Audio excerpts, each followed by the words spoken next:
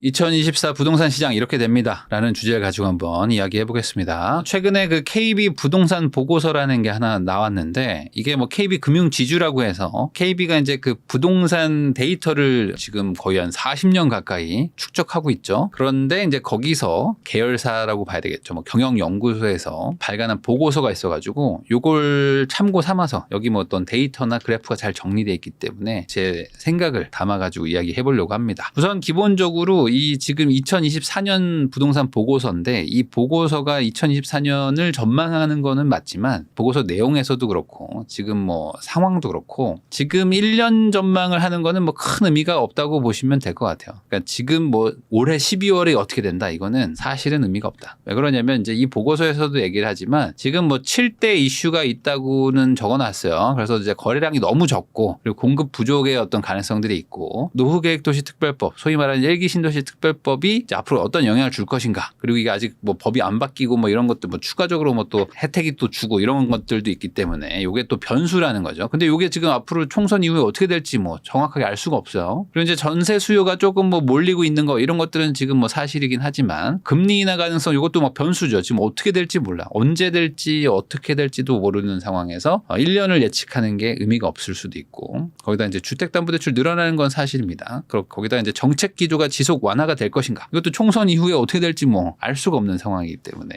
지금 예측 불가 변수만 3개가 있습니다. 7개 중에 3개니까 지금은 단기적인 예측밖에 하는 게 의미 없긴 합니다. 그럼에도 불구하고 어쨌든 이 보고서가 시장의 변수 요소를 잘 정리를 해놨더라고요. 그래가지고 한 24년 6월 정도 그러니까 올해 상반기 정도 안에 집을 살려고 하는 분들은 참고 삼아서 보시거나 제 얘기를 들으시면 될 것 같습니다. 자, 기본적으로 지금 주택 가격 변동률을 보면은 2022년 6월에 한번 급락을 해요. 이게 여러분들이 오해하시는 분들이 있는데 21년도부터 떨어진 게 아니고 21년도부터 5월까지는 계속 약상승을 해왔습니다. 22년도 5월경부터 떨어지기 시작하는데 이때 22년에 무슨 일이 있었냐면은 그 러시아 우크라이나 전쟁이 일어나기 시작하고 그리고 이제 미국이 금리를 이제 빅 스텝, 자이언트 스텝, 뭐 울트라 스텝 뭐 이렇게 하기 시작했던 때가 요때입니다. 요때부터 우리나라에 영향을 주기 시작하고요. 그 전까지는 해외에서 뭔 일 있나 보다 정도의 어떤 그런 분위기였다가 갑자기 급락하기 시작합니다. 그래서 이게 너무 초고속으로 빠지다 보니까 사람들이 완전 패닉에 빠졌었던 게 23년 1월, 22년 12월이었죠. 이때가 가장 저점이었고 그 뒤로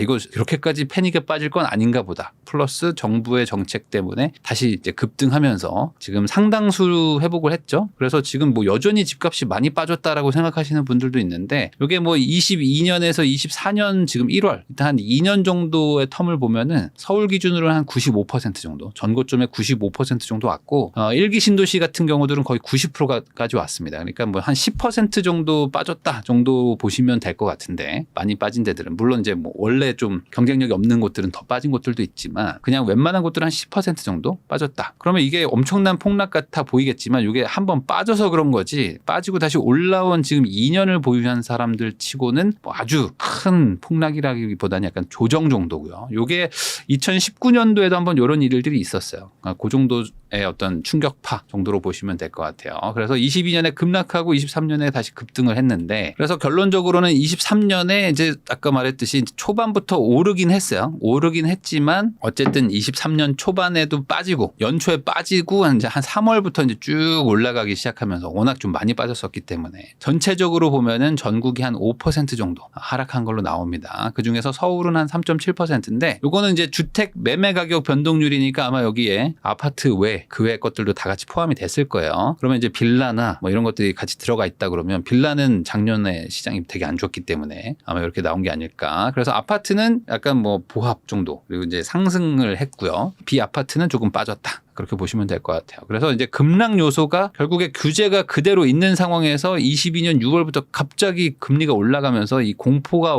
왔던 게 급락을 했던 것이고 그다음에 이제 규제가 그러면 이제 가격이 빠지면 가격이 높을 때 규제했던 것들을 풀어야 되는데 당연히 정부 정책이 이렇게 빨리 풀리지가 않죠. 지금 6개월 만에 막 시장이 막 무너졌기 때문에. 그래서 그 뒤에 부랴부랴 이제 규제를 막 풀었었던 게 23년. 그리고 생각보다 금리가 그렇게 높아지지 않겠는데 그리고 일부 또 시장 금리가 좀 안정을 찾으면서 하면서 다시 한번 또 반등을 했던 게 급등 요소라고 보시면 될 것 같습니다. 자, 그래가지고 지금 그 정부도 막 부랴부랴 뭐 정책을 막 대응을 하고 그리고 막 규제도 했다가 뭐 대출도 풀었다가 뭐 정말 온탕 냉탕 뭐 왔다 갔다 했는데 그러다 보니까 이 주택 매매 거래량도 보면 정부가 대출을 좀 풀어주면 거래량이 쭉 늘어났다가 야 이거 너무 올라간다 싶어가지고 대출을 잠그면 다시 내려가고 그러니까 이런 식으로 지금 정부의 규제에 따라서 거래량도 지금 왔다 갔다 하고 있습니다. 자, 24년 부동산 키워드를 지금 이 KB부동산에서는 이제 공급, 금리, 정책 세 가지로 뽑았는데 사실 뭐 많은 분들이 이 세 가지를 뽑을 거예요. 그리고 요 세 가지 중에 뭐 공급 정도만 지금 뭐 변수가 없지 이 금리 정책이 둘 다 변수기 때문에 사실 지금 예측이 상당히 어려운 상황이라는 것도 말씀드렸죠. 자, 우선 공급 변수가 있는데 요 공급이라는 것 중에 이제 미분양 얘기 많이 나왔었잖아요. 그래서 한때 뭐 미분양이 이제 과거 2008년 9년 이때 금융위기 때 이 건설사들 막 부도난다고 할 때처럼 10만 호 넘어간다, 막 13만 호 찍는다, 뭐 이런 공포감이 있었는데 지금은 그런 얘기가 좀 쏙 들어왔습니다. 그래서 한때 6만 5천 호까지 찍었던 것들이 지금 다시 이제 6만 호 정도까지 다시 내려오고 있고 그래서 이제 미분양 수준이 과거 대비해서 어쨌든 한 절반 정도 수준이기 때문에 아주 심각한 상황은 아닌데 이제 앞으로 이제 악성 미분양이라고 할 수 있는 이제 준공 후 미분양들이 이제 지방에 좀 있다 보니까 그 지역들은 아직까지 좀 미분양 여파가 좀 있다 보시면 될 것 같고요. 서울이나 뭐 경기도권은 뭐 심각한 건 아니죠. 반대로 지금 시장도 지금 침체가 좀 되고 공사비도 막 올라가고 하면서 아 이거 분양해가지고 다 안 나오겠는데? 라고 생각을 하면서 작년에 지금 공급이 지금 급감하기 시작합니다. 그래서 분양을 안 하면 당연히 나중에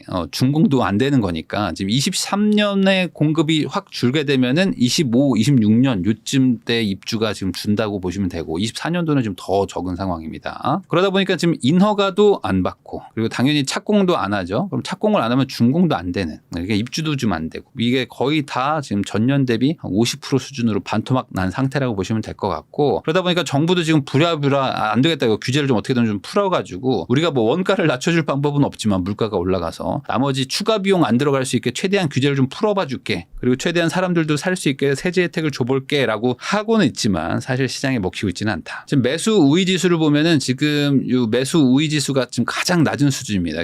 거의 10년의 최저 수준이고요. 가장 가까웠던 때가 이제 19년도 정도 보시면 돼요. 이 19년도가 어떤 때냐면은 9.13 대책, 9.13 대책이라고 해서 다주택자들 대출 다 막아버리고 그리고 이제 뭐 규제 지역도 완전 늘리고 하면서 그 파리 부동산 대책도 엄청 셌지만 이거보다 더 센 야 이거 시장을 완전히 그냥 잠그는구나 라는 수준의 대책이 나왔었던 때가 있었습니다. 그때 한번 시장이 한번 급락하고요. 그리고 나서 이렇게까지 충격은 아닌데 하면서 다시 한번 반등했던 요때 정도의 심리라고 보시면 됩니다. 그러니까 벌써 지금 우리가 5년 전이라 까먹었는데 2018년 말 2019년 초 상반기만 하더라도 야 이제 진짜 부동산 잡나 보다. 문재인 정권이 이제 진짜 잡았나? 막 이렇게 말할 시기가 있었습니다. 그때보다 지금 좀 낫다고 보시면 돼요. 자, 24년에 또 금리 변수가 있는데 지금 금리가 1월이 최저점이었어요. 그래서 1월에 금리가 쭉 내려가면서 이제 미국이 금리 인하한다면서 시장 금리들이 같이 따라 내려갔었는데 그러다 보니까 이제 또 가계부채가 좀 늘어나요. 그래가지고 지금 정부가 약간 지금 은행들한테 야 너네들 너무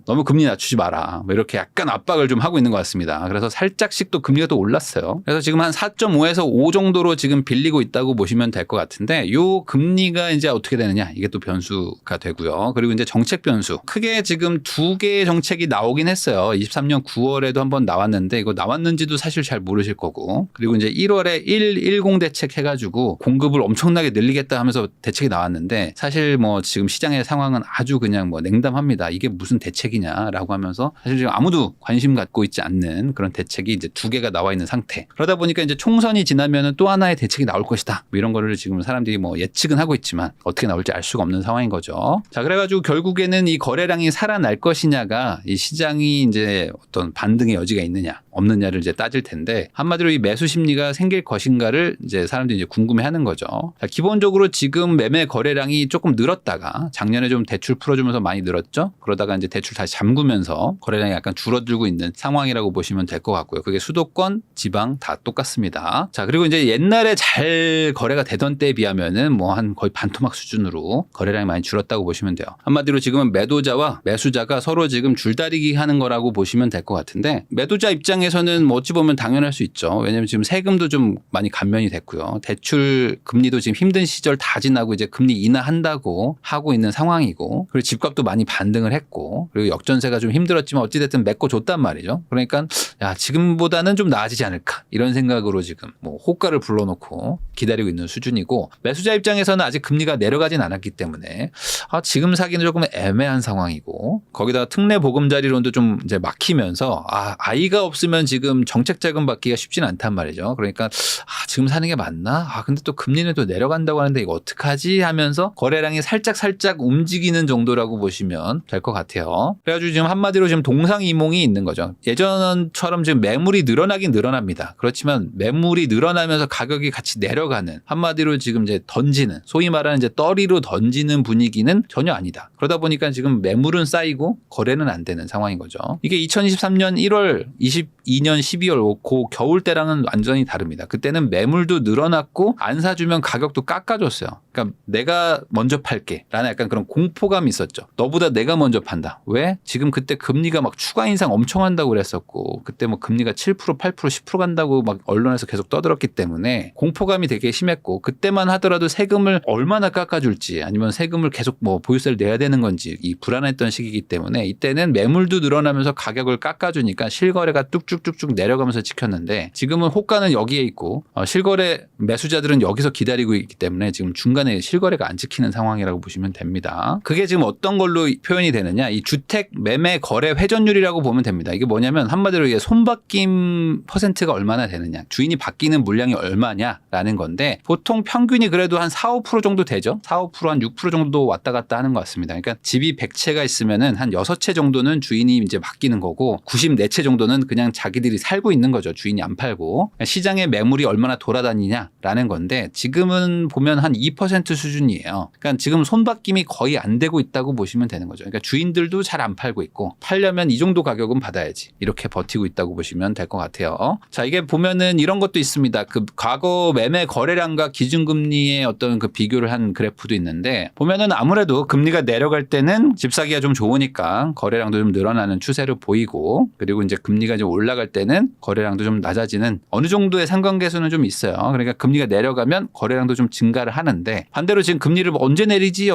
뭐 이러고 있는 상황이니까 다들 오히려 지금은 금리 내려가는 거 보고 뭐 판단하자 이러면서 주춤주춤 한다고 보시면 될 것 같습니다. 자, 그러면 이게 금리가 뭐 당장 내려가는 게 아니라면은 결국에 이제 정책 쪽에서 어떤 변수를 만들어서 매수 심리가 살아날까 뭐 이런 걸 볼 수도 있을 텐데, 기본적으로 우리나라의 지금 아파트들은 20에서 30년 된 게 한 30% 정도 되고요. 그리고 30년 넘은 것도 한 14% 정도 됩니다. 그러니까 이미 거의 절반 가까운 아파트가 20년 정도 됐는데, 여러분들이 20년 된 걸 뭐 콘크리트가 왜 못 버티고 왜 못 사냐라고 생각하시는데, 20년 전에 지은 아파트가 이제 지하주차장이 막 생길까 말까 했었을 때입니다. 그러니까 이게 20년 전, 그러니까 한 30년 된 아파트들은 이제 지하주차장이 거의 없다고 보시면 돼요. 그러면 지하주차장만 없느냐? 주차 대수도 부족합니다. 그리고 당연히 구조도 뭐 3베이로 옛날에 되게 구식으로 지어놓은 아파트들도 많죠. 뭐 층고도 낮고요. 그러니까 한마디로 지금 2024년을 사는 현대의 한국인들이 전혀 좋아하는 스타일의 주택이 아니죠. 그리고 지금 라이프 스타일과 맞지도 않고, 그러다 보니까 이게 건물이 못 버텨서 이걸 다시 지으려고 하는 게 아니라 지금 사는 사람들이 너무 불편해하기 때문에 이게 지금 가치가 없다고 생각하는 거거든요. 그러니까 사람들이 신축을 좋아하는 것이고, 당연히 단독주택 같은 것들은 더 하겠죠. 30년 넘은 게 50%가 넘습니다. 그러니까 지금 단독주택 짓는데 별로 없잖아요. 대부분 다 아파트를 짓고 있는데, 빌라도 많이 안 짓죠 요즘에는. 그런 걸 보면은 지금 전체적으로 많이 노후화가 돼 있는 것도 맞고요. 노후화가 건물이 무너진다는 개념이 아니라 이제 한국 사람들이 전혀 선호하지 않는 주거 형태의 집들이 반 이상이다. 근데 이게 10년만 지나면 이제 30년 넘은 주택이 절반 이상이니까 그때 되면 이제 더 심해지겠죠. 그러니까 그나마 사람들이 좋아하는 주거 형태로는 사람들이 막 쏠려 들어가고, 완전히 낡은 집들, 그러니까 뭐 예전 구식의 어떤 형태들은 아예 안 들어가서 살려고 하는, 살더라도 잠깐만 사는 이런 식으로 이제 양극화가 더 심해진다고 보시면 됩니다. 그러다 보니까 이제 신도시 아파트 개발이나 아니면은 이제 노후 그런 단지들의 재건축에 대한 기대감들이 좀 있었어요. 근데 그 기대감이 지금 이제 공사 공사비가 막 늘어나고 그리고 이제 시장 상황이 좀 안 좋아지면서 기대감이 많이 꺾인 상태입니다. 그래서 지금 요즘 보면은 이제 신도시 특별법까지 나왔는데 1기 신도시에서는 특별하게 커다란 뭐 어떤 변화가 일어났다고 보기는 좀 힘듭니다. 요즘에 뭐 약간 올라갔다 뭐 이런 얘기들도 있긴 하지만 뭐 시장에서의 어떤 큰 변화는 아니라고 보시면 될 것 같아요. 자, 그러면 이제 또 하나 영향을 줄 수 있는 게 이겁니다. 심리 쪽에 영향을 줄 수 있는 게 이제 전세거든요. 전세가 이제 올라가기 시작하면은 아무래도 이제 매매로 갈까 전세로 갈까를 고민하게 됩니다. 이 내가 세입자 입장에서는 어쩔 수 없이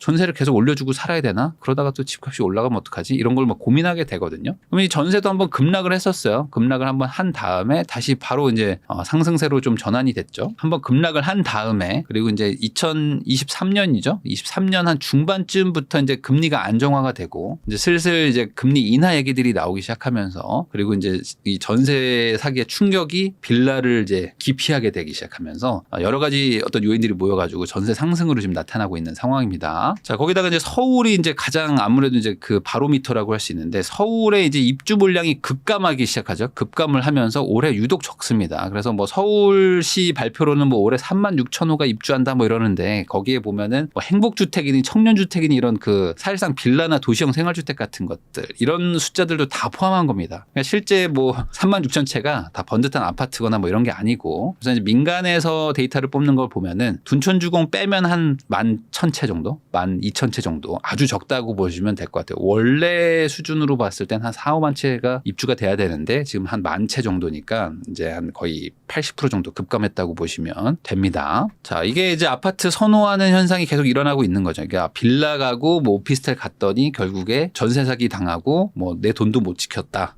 그러면은 차라리 좀 작고 낡더라도 아파트에 가가지고 살아야 되겠다. 뭐 이런 선호도 좀 많이 있고요. 그리고 이제 아파트 살고 있는 분들도 조금이라도 좀 좋은 집 가고 싶다. 이 30년 전 구조로 살면 되게 불편하고 20년 전에 지은 아파트에 살아도 사실 불편한 게 현실인데 새 아파트 가보면 이제 완전 잘 지어놨잖아요. 막 4베이로 해가지고 같은 25평형인데 면적도 넓어 보이고 요즘 거실도 크게 잘 뺀단 말이죠. 주차장도 잘 돼 있고 뭐 이런 것들 따져보면 나도 신축 살고 싶은데 뭐 이런 생각들도 드는데 가뜩이나 신축 입주도 지금 없다 보니까 이제 요게 신축이라는 거는 이제 공실이 생기는 거죠. 전세를 줄 수 있는 공실 아파트가 생기는 개념이기 때문에 이런 게 많아져야지 가격을 좀 잡아줄 수 있는데 이 새 아파트인데 빈집도 안 생기니까 기존에 있는 아파트들의 좀 압력이 점점 세진다고 보시면 될 것 같아요. 자, 그래서 지금 이런 것들을 크게 정리를 해보면 결국에 금리 인하가 어떤 트리거가 될 것 같다라는 거는 이제 많은 사람들이 이제 예측을 하고 있는데 도대체 이 금리 인하가 언제 되느냐 이걸 지금 모르겠는 거죠. 지금 이창용 한국은행 총재가 상반기 금리 인하는 어렵다. 뭐 개인적인 사견입니다만 뭐 이런 얘기를 했던 게 있습니다. 그래서 이제 5월에 데이터를 보고 그 다음에 내가 어떤 좀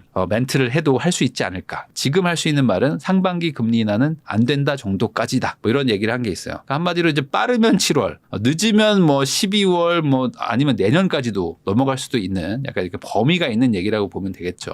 많은 분들이 이제 신문 기사에서 뭐 지금 대출을 못 갚아가지고 뭐 경매를 당한다. 뭐 그런 얘기들 많이 들어보셨을 텐데 실질적인 데이터를 보면 경매가 늘긴 늘었지만 뭐 여러분들이 생각하는 수준으로 막 수십만 채가 늘어나고 그런 것들은 사실은 아닙니다. 저도 경매를 이제 꾸준히 계속 보고 있는 사람인데 뭐 과거 대비 늘긴 늘었어요. 그렇지만 뭐 서울의 아파트가 경매로 뭐 수십만 채 나왔냐 뭐 그런 건 전혀 아니고요. 예전보다 조금 늘긴 했지만 원래 경매로 아파트가 잘 나오지도 않고 실질적으로는 여전히 그렇게 뭐 경매에서 막 심각하게 그 수치가 늘어나고 그런 것들은 아닌데 이 데이터에서도 좀 나옵니다. 뭐냐 이 부동산을 가지고 담보대출을 받는 사람들의 비율을 보면은 이게 지금 내려가고 있어요. 그러니까 22년, 23년 지금 금리가 높아졌기 때문에 다들 지금 대출을 갚거나 아니면 뭐 팔거나 아니면 뭔가 전세를 주면서 대출을 상환을 했다는 거죠. 그러면 대출을 지금 갚아 나가는 사람들이 많다는 거는 전세를 주든지 아니면 어떻게든 원금을 갚았다는 개념이니까 이 사람들이 버틸 수 있는 여력은 점점 더 세진다고 보시면 될 것 같고 자 그러면 이제 전세가 내려가면 어떡하냐라고 생각할 수 있는데 전세는 21년, 22년이 피크였기 때문에 지금은 오히려 새로 주는 분들은 전세를 이제 약간 올려받고 있는 분위기라고 보시면 될 것 같아요. 자 그래서 이런 상황이다 보니까 이제 여기서 금리 인하를 더 하게 되면은 되면은 이제 집주인 입장에서는 조금 더 여유가 생기는 거죠. 지금 대출도 열심히 갚고 있고 한데 전세가 어쨌든 상승을 할 가능성이 높죠. 금리 인하를 하게 되면. 자, 거기다 이제 전세도 이제 입주량이 많으면 전세가 좀 잡힐 텐데 입주량도 어쨌든 서울 기준으로 좀 부족한 상황이니까 이렇게 두 가지가 엮이게 되면은 지금까지 힘든 시간을 보냈던 집주인 입장에서는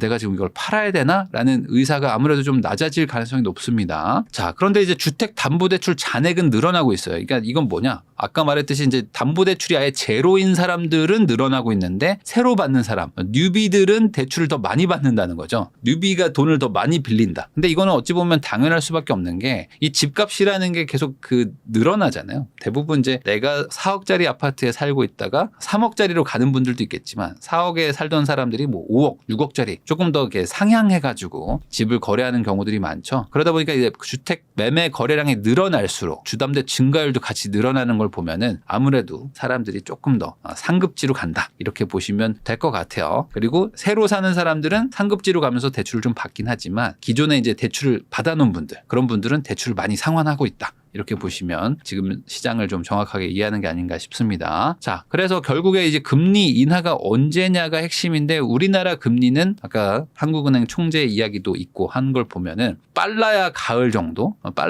정도고 이때도 뭐 0.25 정도 인하를 하고 그 다음에 또 뭐 시기를 좀 지켜보다가 뭐 천천히 인하를 하는 식 아니면은 아예 24년 뭐 겨울이라거나 늦으면 25년 봄 때 할 수도 있겠죠. 자, 거기다가 지금 금리를 인하한다고 하면은 시장이 바로 반응을 할 것이냐 이것도 좀 애매합니다. 왜 그러냐면 지금 정부도 이걸 뭐 모르는 게 아닙니다. 그래서 정부도 지금 조만간 금리가 내려간다는 건 알고 있죠. 그리고 미국이 내리기 시작하면 결국에 우리도 같이 내릴 거라는 것도 알고 있습니다. 왜냐면 우리나라 물가는 많이 잡혔거든요. 그러다 보니까 정부도 지금 미리 스트레스 DSR이라는 거를 이제 발표를 합니다. 그래서 매수세를 조금 꺾어놔야 되겠다. 그래서 미리미리 발표를 한 거죠. 나중에 발표하면 또 이제 뭐라고 할 수가 있으니까. 그래서 24년, 25년 이렇게 해가지고 점점 더 대출 한도를 좀 줄여나가고 있어요. 미리미리 좀 줄여놓는 거죠. 그러니까 금리가 인하되면서 매수세가 들어올 거를 대출 규제로 좀 눌러보겠다라는 정책이라고 보시면 될 것 같습니다. 자, 그래서 집값은 어떻게 될까? 뭐 이 보고서 내용에서는 이렇게 표현을 합니다. 뭐 공인중개사, 뭐 전문가 이런 사람들한테 이제 여론조사를 했나 봐요. 설문조사를 했더니 결국에 이제 상승한다가 한 30% 정도 되고 하락한다가 70% 정도, 뭐 지방은 뭐 상승은 한 20-30% 정도, 하락이 한 7-80% 정도라고 보면 될 것 같은데 이게 상승 하락이 뭐 폭등 폭락 이런 얘기는 아닙니다. 그러니까 인기 지역은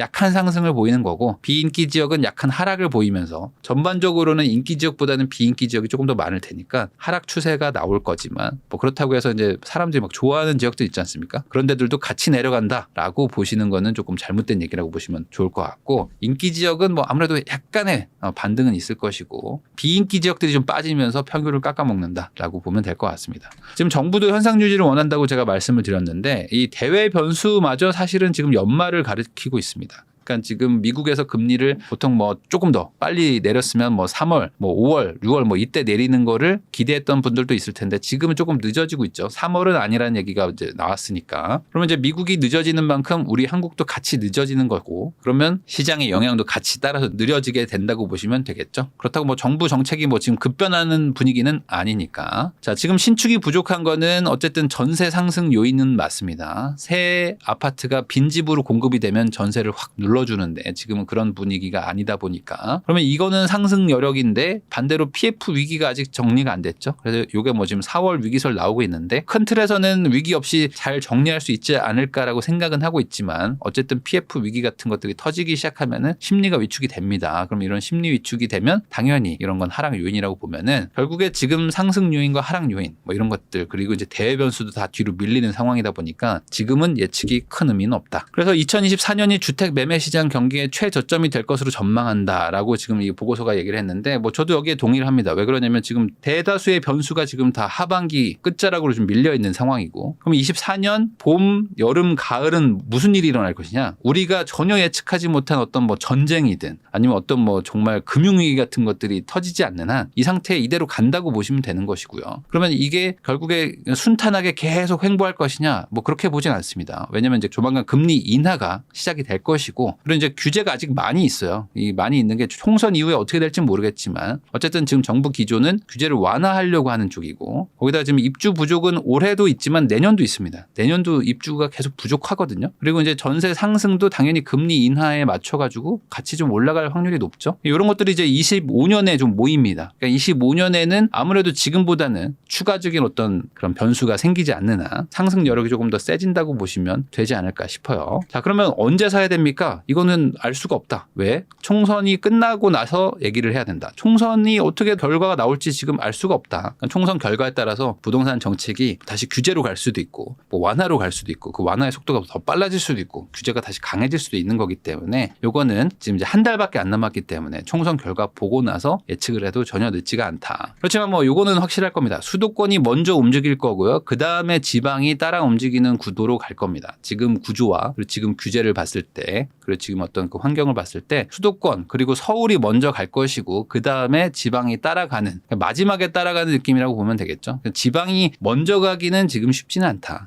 그러니까 지금 수도권이 먼저 움직이는 거, 서울이 먼저 움직이는 거를 보고 그 다음에 판단을 해도 늦지 않다. 그래서 이제 마지막으로 이 얘기를 하고 싶습니다. 뭐냐면 지금 정부도 보수 정권, 뭐 진보 정권 뭐 이런 게 항상 있지만 이 진보는 뭐 집값을 올리고 뭐 보수는 집값을 내린다 뭐 이런 얘기가 있는데 사실 그렇지는 않습니다. 이거 장기 시계열로 보면은 보수 정권에서도 막 규제를 많이 했고요. 또 진보 정권에서도 뭐 완화를 하기도 하고 뭐 다양합니다. 그리고 이제 박근혜 정권 시절에는 보수 정권이었긴 했지만 초반에는 완화를 하다가 나중에 집값이 막 올라가려고 하니까 다시 규제를 하기도 했어요. 뭐 그런 식으로 결국에 이제 정부 입장에서는 최대한 안정화를 시키려고 하는 게 목표인데 그게 뭐 이제 삐끗하기도 하고 대변수 때문에 이제 원하는 목표를 못 이루면서 막 급락하기도 하고 급등하기도 한다고 보시면 될 것 같습니다. 그래서 KB 부동산 보고서를 가지고 설명을 드려봤지만 큰 틀에서 지금 변수는 설명을 드린 것 같고 이 변수들이 지금은 좀 지지부진하게 좀 당분간 갈 수밖에 없는 상황이다라는 것도 설명을 드렸으니까 이런 것들을 이제 고려하셔가지고 우선은 총선 지나고 총선 결과 보고 그 다음에 이제 당마다 어떤 뭐 부동산 정책 같은 거를 이제 내놓지 않겠습니까? 5월쯤 되면 그러면서 시장이 조금 뭔가 변화가 일어날 것이다 정도로 예측하면 좋을 것 같습니다.